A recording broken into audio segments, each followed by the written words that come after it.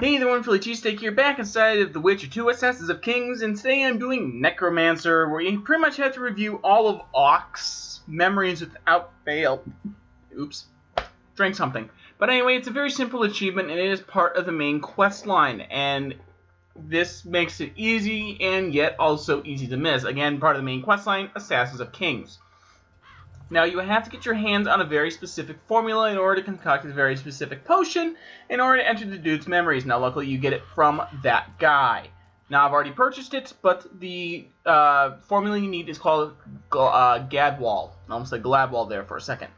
So anyway, after you do in fact get it, we're going to walk inside the tent where our good pal Dethmold, who dies an unfortunate death in Ivor's path, which he rightfully deserves. But anyway, you're going to want to go inside your, well, first of all, save. Then go to meditate. Go ahead and drink some, first of all, make the potion itself. Do be careful what you put in it because you may lose your mutagens. Which, if you did the previous video, which is, of course, mutant, and you didn't want to spend those mutagens yet, you're going to want to go back in there and, change them out with something else. Now, do note I do have other things in there, so it isn't that big of a deal.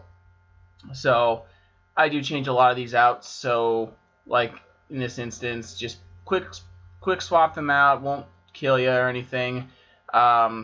At the very end, though, I do have all of them there, don't have to worry about it, and once you do have it, create it, and once it has been created, which hopefully I will be doing any second now, because I'm trying to figure out if I should use that Ostmark or not, you'll have Gadwall. Now, we're going to go ahead and go to drink said potion, which I also save afterwards too, just in case, you never know.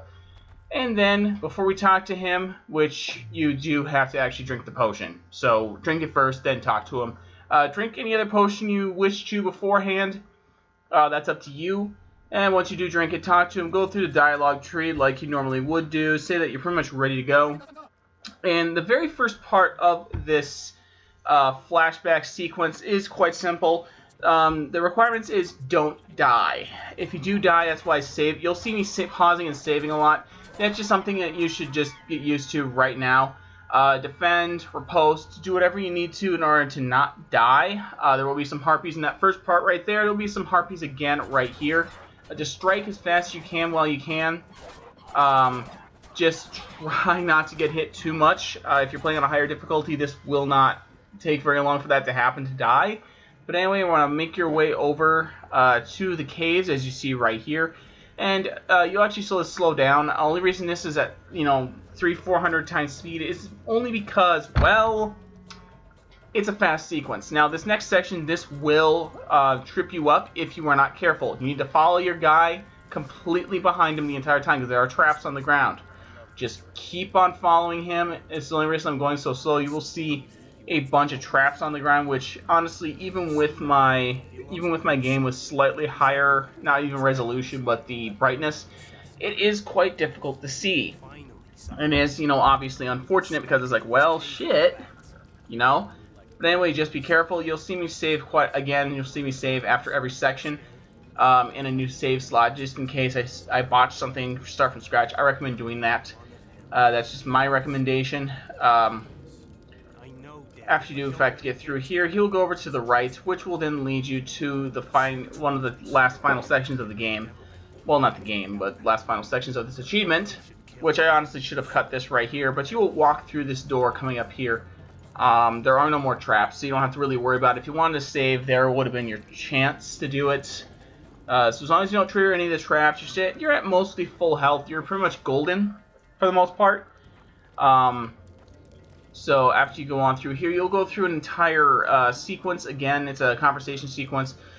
Do it as you wish. That's my only recommendation for that because, well, it's not part of the achievement, but you do have to go through it in order to continue. So you kind of see I wouldn't say double-edged sword, but you kind of do see what's going on there. But anyway, once you do in fact get here, you will then talk to Ugly Face here. And, well, I don't know if you want to call him ugly, though, because, well, he could be a friend, he could be an enemy. Not quite sure. Honestly, we never found out exactly on that. All I know is you saved the guy's life, and that's pretty much it. But anyway, after you do in fact complete that section there, you will then go over to the camp. Now, you're going to have to be very patient. Now, if you're planning on doing the Black Ops achievement, you'll be doing something very similar to this. I will be doing a video guide for that as well, but until then, here's a quick rundown of that. So we have to wait for these guys to pretty much move, and this guy up to your top, he likes to be a little pain in the ass, and if you're not quick enough to take him out, you're going to have to, and he turns like that, you pretty much have to wait for him to come back to you in order for you to take him out.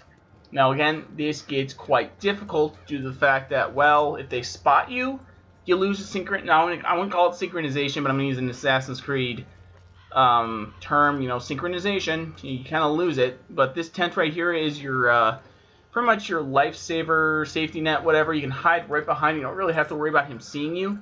But anyway, once he turns around, which he should be doing right about now, yeah, there we go. Get on right behind him and take him out.